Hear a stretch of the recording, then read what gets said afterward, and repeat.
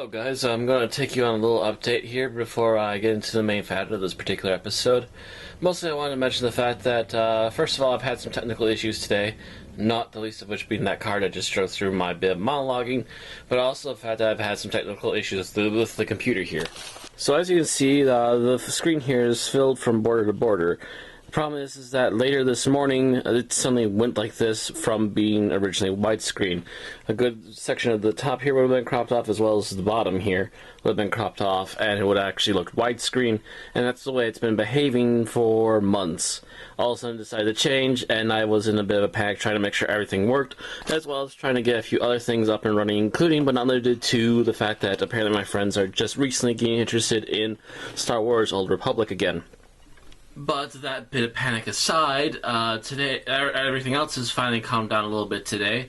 I wanted to also tell you very quick before the main thing that episodes are going to be a little mixed up this week. I'm going to be starting production of all my normal weekly stuff, like today, hopefully, if I still have enough time. Hopefully today I'll be able to get Monday's episode done, and then on Sunday I'll be able to get Tuesday's episode done. So the plan is that I'm going to be getting these done a couple days in advance, and what I'm trying to do is I want to be able to put up all those episodes during the normal weekdays. Problem is that, and a fair warning ahead of time, Thursday and Wednesday are going to be flip-flopped. We're going to have Monday, Tuesday the way we usually do it. We're going to have the music on Monday, we're going to have Ghost Rider on Tuesday. Wednesday, instead of being Unearthly Podcast Opening, is going to be Dungeon Keeper 2, and then Thursday will be the podcast opening, because Thursday will be Christmas Day, and that is when the Doctor Who Christmas special is coming out. It will be the last new episode of this particular season, if you will. And so we're going to have an opening. Yes, I've been requested to have an opening. I have an idea of my own. I had just recently been given an idea by Ron Son of the podcast to also have an idea. He gave me links, so he actually gave me something I might be able to work with it. We'll see. So other than that, just letting you know that Wednesday and Thursday are going to be flip-flopped. Now, back to the main article of this particular video I wanted to talk about. 2 weeks ago, I did a video on hashtag Fuck Konami. I called it the Fuck Konami remix. I did a little bit of another remix of Bloody Tears from Castlevania, and put it to imagery and video clips of all of the bad things that Konami has been doing, including, but not limited to, also the background audio from the Games Awards show this year, where the host admitted that Konami fucked his show by having Kojima be unable to attend, and also including clips from Alpha Omega Sin and Jim Sterling, who both have now been huge leaders in the hashtag of Fuck Konami. I think I unofficially have thought about the whole Fuck Konami thing for many, many moons. I'm not fast on the draw. I'm not a huge meme guy by any means, so I would never have come up with it like these particular two did. However, I will say that I have been on the I hate Konami and their bullshit bandwagon for quite a while. Jim Sterling stated that it was because his job is to essentially review and talk about video games, and Konami, step by step, continued to make it worse and worse to the point that he had to become their enemy, and they made an enemy out of him. My problem was, goes back, to when I was, 10 years old, maybe even older. I've been a long time huge fan of the Castlevania series. If there's anything that you can draw me in with on the Konami games, it would have been Castlevania. Until Lords of Shadow. After I had already gone through a pseudo-reboot that actually finally told the beginnings of the actual Castlevania series, where the whip came from, where Dracula technically came from, and all this other good stuff that actually came out of the first PlayStation 2 game, which, despite its many flaws, and some of it being some of the combat, one thing it did really well was actually tell a story and do it right. The second PlayStation 2 game was mediocre.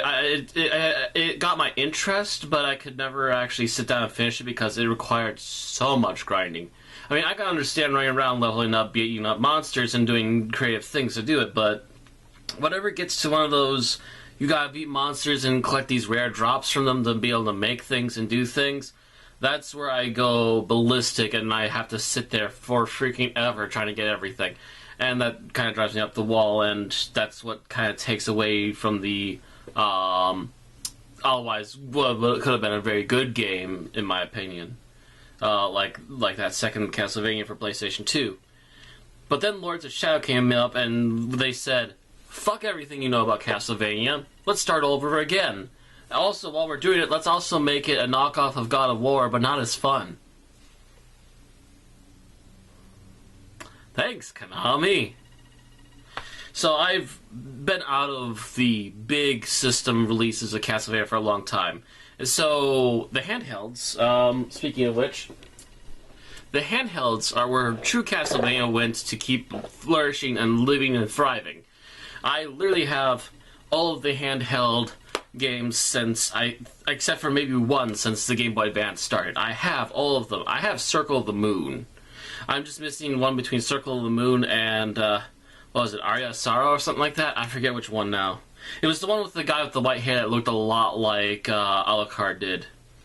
Which kind of tells you something there, too, is that they might have cheapened it a little bit by making the guy a little too similar to Alucard, I think. But that's the only one I'm missing of all the handhelds, and I have loved them to death, except for a couple of them that I still can't finish. Portrait of Ruin I haven't finished. I think the last one they made on handheld, too, I never got to finish. But I did get some of the special editions that came out, because usually the special editions for Castlevania were extremely awesome. Yeah, I got the original soundtrack. I still probably have it floating around in a case somewhere, if it's not still in the actual black case in a box or something. But I did have the official original soundtrack released by Konami for one of the special editions for Castlevania. So that, and I also came with a booklet with all of their classic original art and stuff. Really nice stuff. Thing is, Lords of Shadow came, and they continued to milk Lords of Shadow and gave less and less fucks about the good parts of Castlevania. And that's where I started to hate Konami. And then they started in with the really lackluster releases, the really bullshitty tactics they've been using to try and milk people for more money, and then the fact that they started treating their workers like shit, and then also taking their franchises and making really shitty sequels without a care, to the point that they're becoming pachinko machines now. Just done. I've been done with Konami a really long time. I've really been interested in the Metal Gear stuff that has been coming out lately, and I honestly will say, if I actually get enough money, I would be interested in picking up some of that stuff for PC through Steam. But as far as I'm concerned, after I get all of the Metal Gear stuff at an affordable price, like, say, less than $10 a game, I have no interest in Konami's work anymore. That's pretty much going to be the last of it right there. So, that's my story on my history of Konami.